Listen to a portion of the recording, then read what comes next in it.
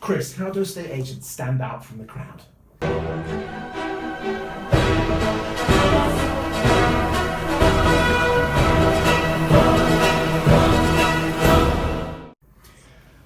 They stand out by being different as opposed to being better. I mean, there is so much in the industry now geared towards making estate agents better. And I know you've done a couple of posts in the last few weeks about whether it's important to be better and how you achieve that. And I think what that does really is tie everyone together into a commodity and proliferate, if that's the word. Yeah. That perception of a commodity, everyone trying to be better, everyone trying to beat everybody else instead of trying to be different. And there are various ways you can be different, but primarily I believe it's a personality of the estate agent. Why don't agents want to stand out from the crowd? Is it a fear of something? I think the underlying fear is that they're not good enough. But I think a lot of that responsibility rests on the shoulders of the corporates, not the existing corporates, but the corporates from the GA time, when there was a big takeover of the estate agents by the insurance agencies. It's almost like they pride themselves in being homogenous, all the same, standardised. I think big companies always have a fear, and like you say, they try and standardise everything. They try and minimise variation. It's basically risk averse, and do things as we say, not as how you want to do them. And it's basically top down as opposed to bottom up. But the corporates only make up 10-15% of estate agency. Most of the estate and letting agency industry is independent based. Okay. Why aren't they standing out from the crowd? Is it a fear of criticism? That's exactly what it is. It's a fear of criticism, a fear of looking stupid, of sounding stupid. If they didn't fear that, they would be doing podcasts, they'd be doing Facebook, they'd be doing blogs, putting themselves out there, and I guess it's the risk of looking stupid that prevents them doing it. Do you think that's an agent thing, or is that a human thing? A bit of both, but I mean, it's a human thing. I mean, anything that is worth doing, there's always a risk of fear in it. I mean, I actually hate being on video, but because this is worth doing, I push myself into doing it. I'd rather not do it, but it's worth doing, so you go ahead and do it. And it's the same with whether you do a podcast. I didn't particularly like doing those, but I thought there was a need to do it. And writing blogs, I thoroughly enjoy writing blogs, so there's no pressure there. But going back to your question, it's really that people are afraid of sounding stupid.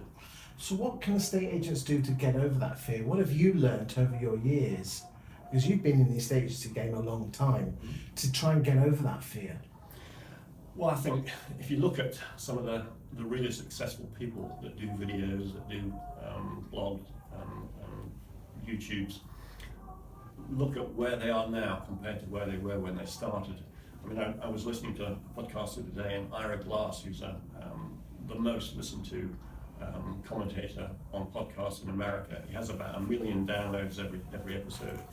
And he was saying he started off, and he was terrible. He started off trying to be artificial, trying to pronounce every other word.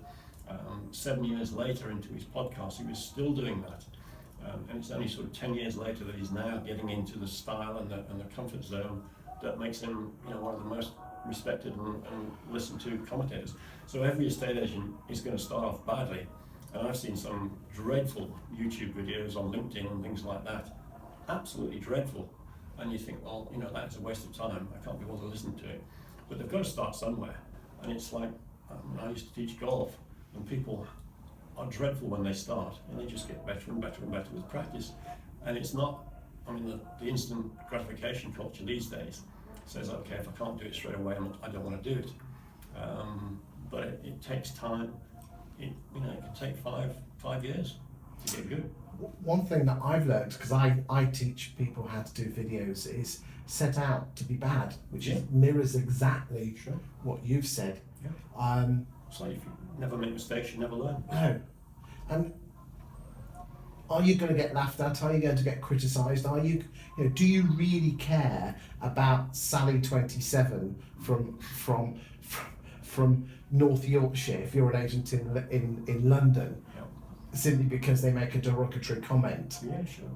It's funny how we should care more about the people we care about and not care about what Well, someone we've never met. one of my other people that I listen to is a guy called Seth Godin, and he is prolific on social media, and he makes a point of not listening to any reviews. He doesn't read his good reviews, his bad reviews, and he made the point that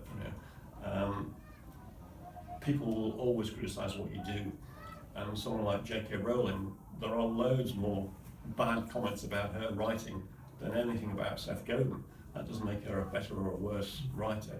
It's just that, if you don't listen to it in the first place, it doesn't affect you. So what you're saying is just make the start, get over that fear, publish it, be damned, That's right. and it works. And I would agree with you on that. Yeah, it's really, running your own path basically, without distraction from other people's comments. And their world is different from your world. Have you got one tip to, when someone's fearful about hitting that publish button, what's that one tip have you got to help those guys out there in estate agency land? I think you need to be careful. You don't really want to just sort of do what you think is good and then hit publish and that's it, away you go. You've got to really do your best effort and then really sort of think, let's have a review and how can I improve it.